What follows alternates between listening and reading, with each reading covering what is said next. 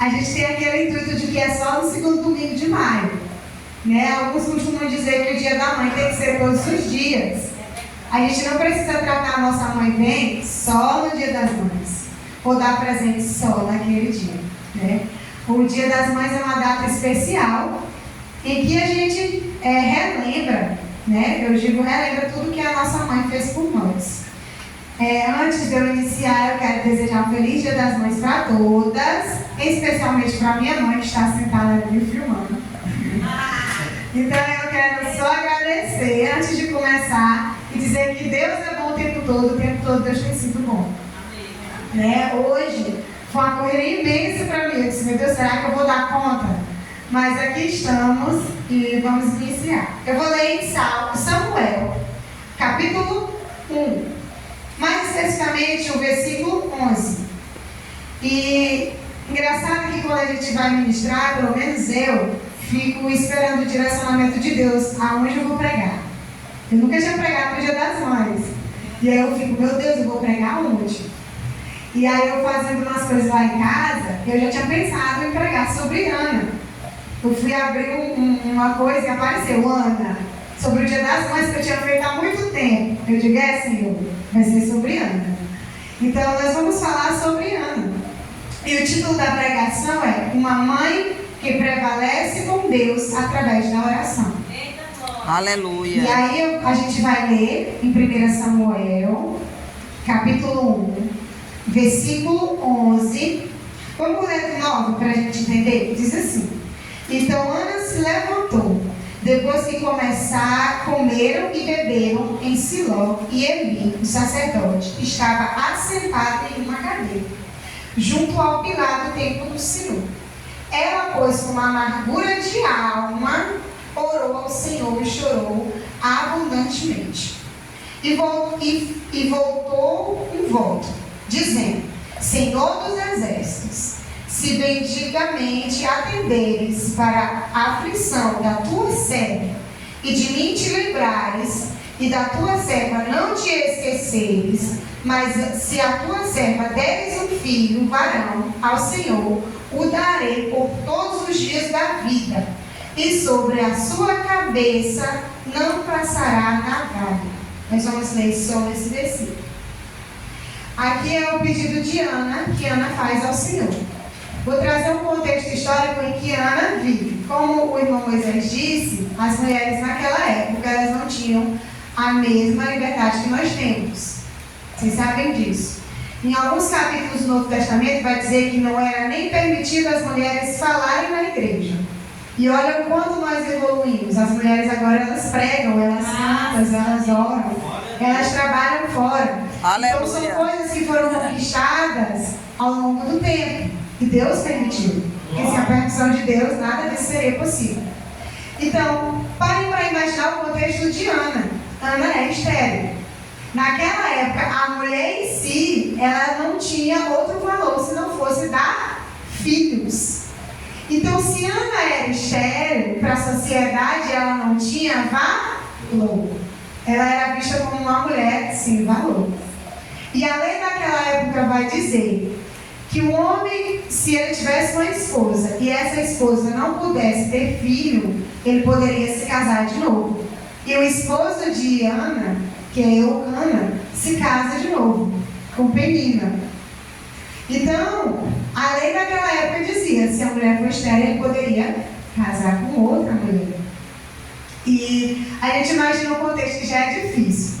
Eu fico pensando, se é difícil morar numa casa onde só tem uma mulher, uma esposa, imagine você viver numa casa onde tem duas mulheres como esposa e um homem. Já era difícil. Imagina ela com essa limitação que ela tinha por ser mulher, não trabalhava fora. A única obrigação dela era cuidar do marido e ter filhos e cuidar dos filhos. As mulheres eram vistas assim naquela época, né? Mas a gente para até para olhar. Ai, mãe, algumas pessoas já disseram, a Bíblia é machista. Aí a gente para pensar, não, pelo contrário. Deus guarda as mulheres. Se você pegar o versículo em que as mulheres elas passavam por tempo de menstruação, elas não tinham relações.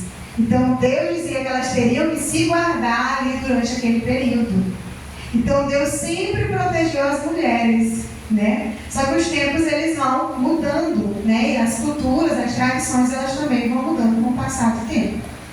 Então Ana não podia ter filho. E a gente para olhar o contexto de Ana e diz assim, Ana poderia se contentar. Mas vocês parem para entender o quão importante é que Ana tivesse filho naquela época. Não é igual hoje, que muitas das mulheres elas escolhem se querem ser mães ou não. Apesar de que a gente sempre escuta que é um sonho ser mãe.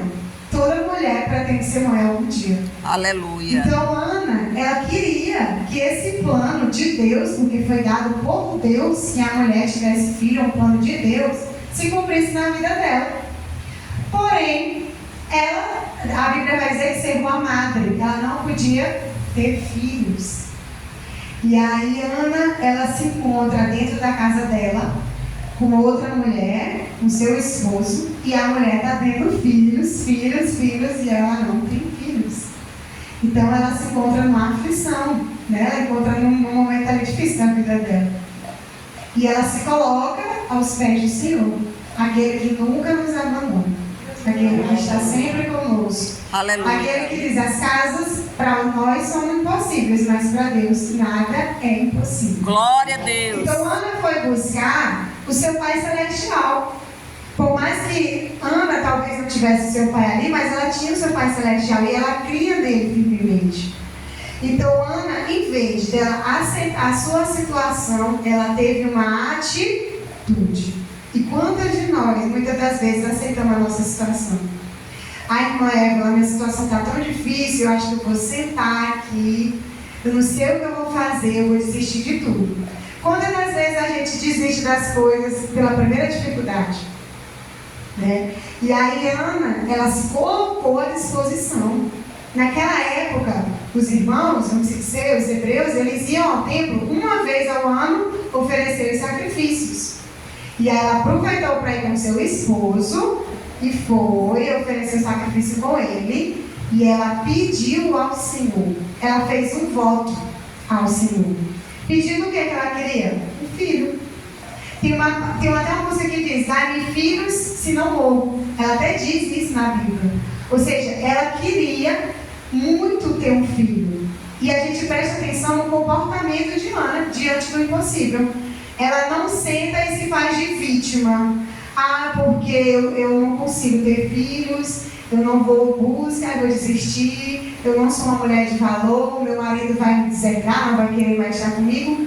E aí ela poderia ter desistido, poderia ter ficado uma mulher amargurada, entrado, sei lá, numa depressão.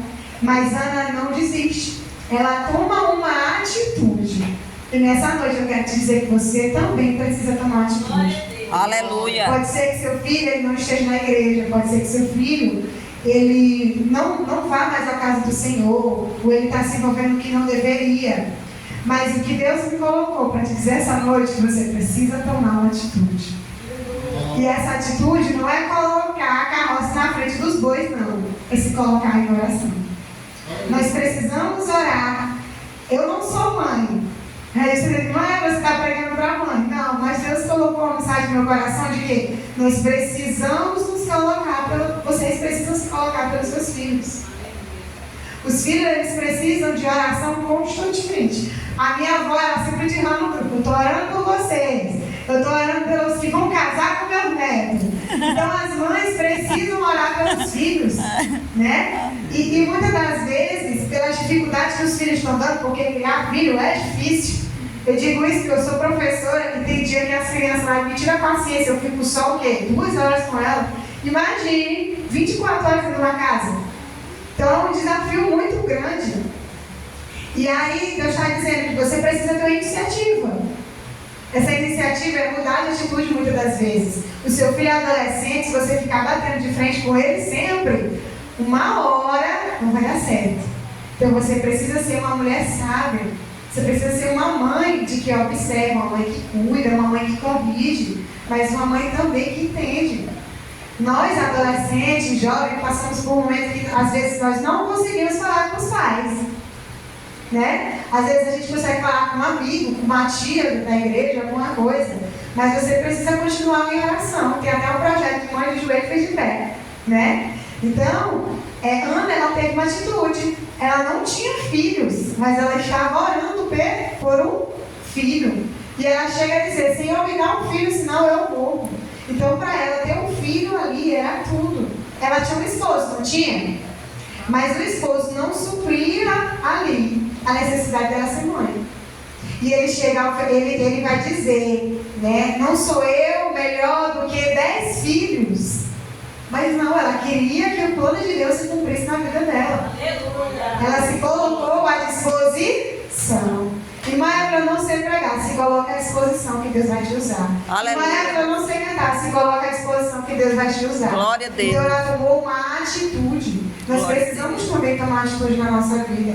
Sair da situação que nós estamos e mudar completamente.